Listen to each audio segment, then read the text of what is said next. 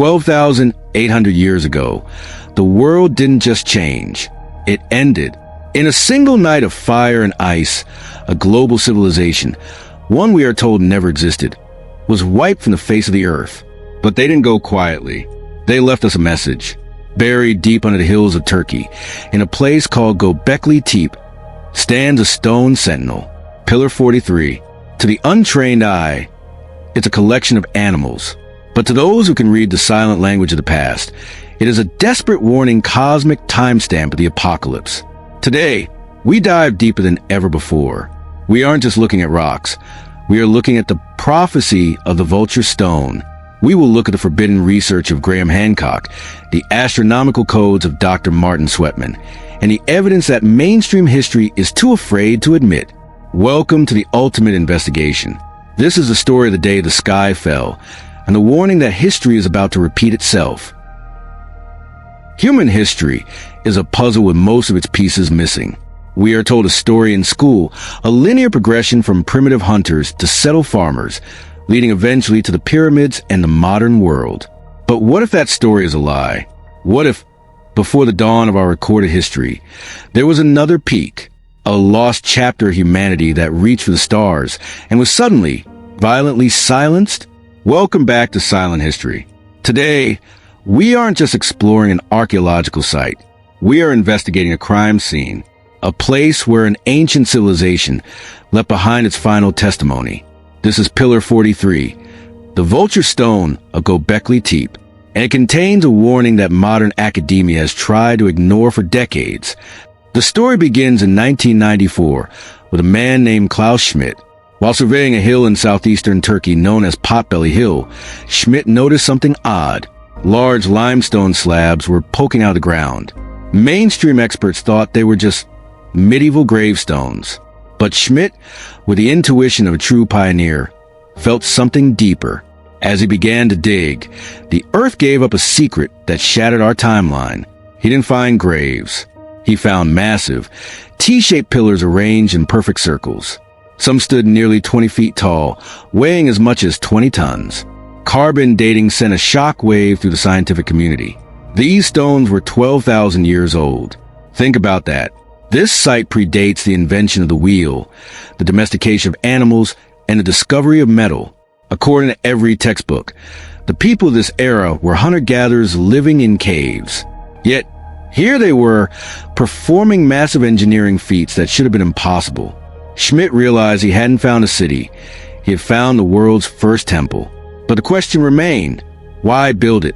And why here? The sheer scale of Gobekli Tepe presents a paradox. To build this, you would need hundreds, perhaps thousands of workers.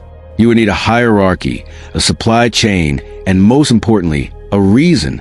You don't move 20-ton stones across kilometers of rugged terrain just for fun. Look at the carvings. These aren't crude scratches. They are high-relief, 3D masterpieces. Lions, boars, spiders, and snakes. But amidst this menagerie of ancient symbols, one pillar stands as the most important of them all. Pillar 43. Located in what is known as Enclosure D, Pillar 43 is different. It's a complex tapestry of iconography that looks less like art and more like information. It was carved with precision that suggests the builders weren't just artists, they were mathematicians. They were astronomers. Perhaps the most chilling detail about Gobekli Tepe isn't how it was built, but how it was abandoned. Around 8000 BC, the people who lived here did something unthinkable. They didn't leave the temple to decay. They didn't let nature take it back. They buried it. Manually, bucket by bucket, they filled the enclosures with thousands of tons of clean soil and stone. They spent almost as much effort hiding it as they did build it. This wasn't a sudden abandonment. It was a deliberate preservation. They were creating a time capsule. Why bury a temple? Were they hiding it from an invading enemy? Or were they protecting a message, ensuring it would survive for thousands of years until a generation capable of decoding it finally arrived? As Graham Hancock famously said, "We are a species with amnesia." They buried the truth so that one day we might remember. But what is that truth? As we move closer to Pillar 43, the animals begin to shift. They stop being creatures of the earth and start becoming creatures of the heavens. In the next chapter, we go beyond archaeology and into the stars. We will decode the vulture stone and see the date stamp that marks the worst day in human history. The warning is etched in stone, and the clock is already ticking. For decades, archaeologists looked at the carvings on Pillar 43 and saw a zoo. They saw vultures, scorpions, and strange birds as nothing more than the wildlife of ancient Anatolia. But there was a problem with this simplistic view. The animals were arranged in specific, repetitive patterns that didn't match biological behavior. They looked like a language. Enter Dr. Martin Sweatman from the University of Edinburgh, a scientist trained in statistical analysis and physics. Sweatman didn't look at Pillar 43 as an archaeologist. He looked at it as an astronomer. He noticed something that others had missed. These animals were placed in positions that mirrored the constellations of the zodiac, but not the zodiac as we see today. He was looking at a map of the heavens from nearly 13,000 years ago. Sweatman's theory was revolutionary. He proposed that the vulture was not just a bird, but the constellation we now call Sagittarius. The scorpion at the bottom was quite literally Scorpius. The eagle or swan corresponded to Cygnus. By using sophisticated astronomical software, Sweatman could rewind the clock of the universe. Because of a phenomenon called the precession of the equinoxes, the slow wobble of the Earth's axis, the stars appear in different positions over thousands of years. When Sweatman plugged the animal symbols into his model, the computer gave him a date, a specific moment in time when the sun and the stars aligned exactly as depicted on Pillar 43. That date was 10,950 BC. This isn't just a random year, it is a timestamp. It is a moment the silent history of our planet was interrupted by fire from above. The most prominent feature of Pillar 43 is the circular disc being held or balanced by the vulture. Mainstream scholars often call this the sun, but in Sweatman's decoding, it represents something far more dangerous. Look at the symbols surrounding the disc. In many ancient cultures, a sun with a tail or a flying disc was a universal symbol for a comet. Sweatman suggests that Pillar 43 is a memorial of the younger Dryas impact. Around 10,950 BC, a massive comet from the Taurid meteor stream entered the Earth's atmosphere. It didn't just hit one spot. It broke apart, raining fire across the northern hemisphere. This wasn't a local event. It was a global reset button. The carvings on Pillar 43 aren't just pretty pictures. They are a scientific record of the exact day the world caught fire. Why would the builders go to such lengths to encode a date? Because they understood something we are only now rediscovering. The Great Year. The Earth takes roughly 26,000 years to complete one full cycle of precession. The builders of Gobekli Tepe were masters of this cycle. They knew that it talked to the future. They couldn't use words. Because languages die, they had to use the only clock that never stops. The stars. By carving the constellations on Pillar 43, they ensured that any civilization with a basic knowledge of astronomy could look at this stone, calculate the precession, and know exactly when this catastrophe occurred. It is a universal language, written in the stars and cast in stone. But recording a date is only half the story. If you were a survivor of a world-ending event, would you just record the time? Or would you warn the survivors of what comes next? As we look deeper into the research of Graham Hancock, we realize that the vulture stone isn't just about a past tragedy.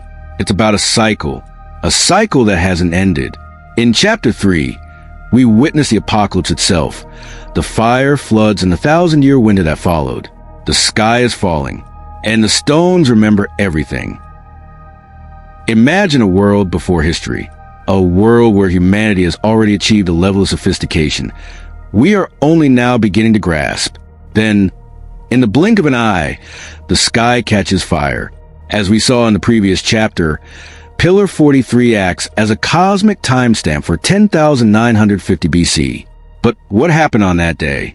Graham Hancock, along with a growing group of scientists known as a Comet Research Group, points to a terrifying event, the younger Dryas impact.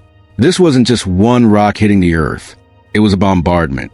Fragments of a giant, disintegrating comet, part of the Taurid meteor stream, slammed into North American ice sheets with the force of thousands of nuclear bombs.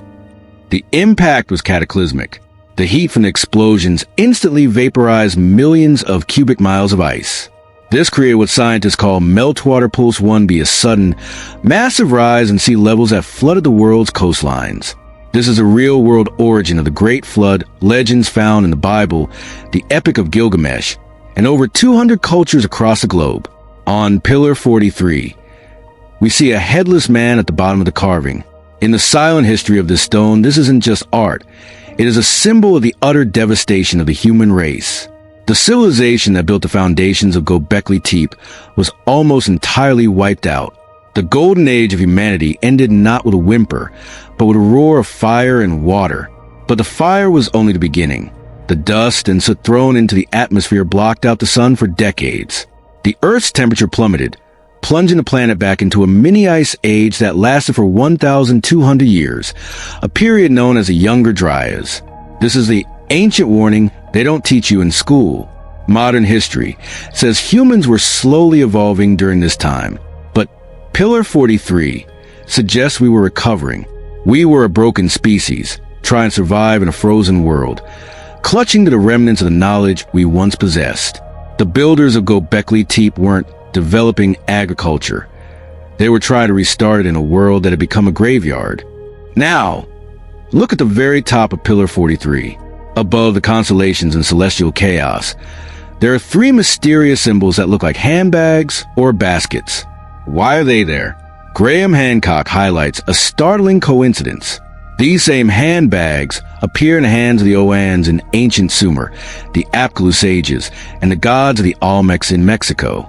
Hancock argues these are not literal bags, but symbols of carried knowledge. They represent the bringers of civilization, the survivors who travel across a broken world to teach the remnants of humanity how to farm, how to build, and how to track the stars again. Pillar 43 isn't just a record of the disaster. It is a tribute to the teachers who saved us from extinction.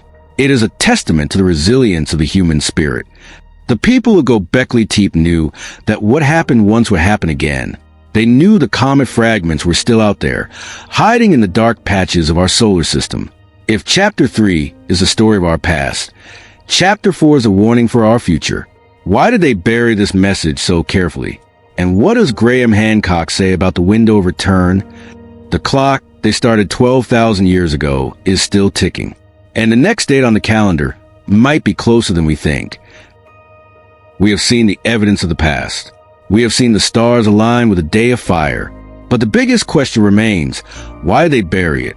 Around 8,000 BC, after nearly 3,000 years of operation, the people of Gobekli Tepe did something that defies all logic.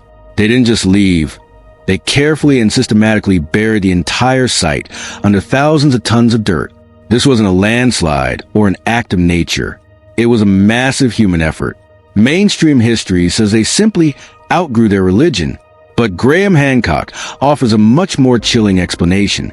They buried Pillar 43 to protect it. They knew that a message left in the open would eventually be destroyed by weather, war, or time. They were sending a time capsule to us, a generation they hoped would once again possess the astronomical tools to decode the warning. What exactly is the warning? It lies in the Taurid meteor stream.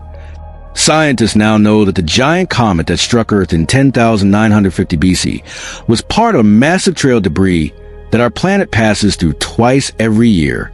Graham Hancock argues that the builders of Gobekli Tepe were master astronomers who tracked the stream for centuries. They realized that the fragments that hit the Earth were just a small part of a much larger, darker cloud of Earth-crosser objects. Pillar 43 isn't just saying, look what happened to us.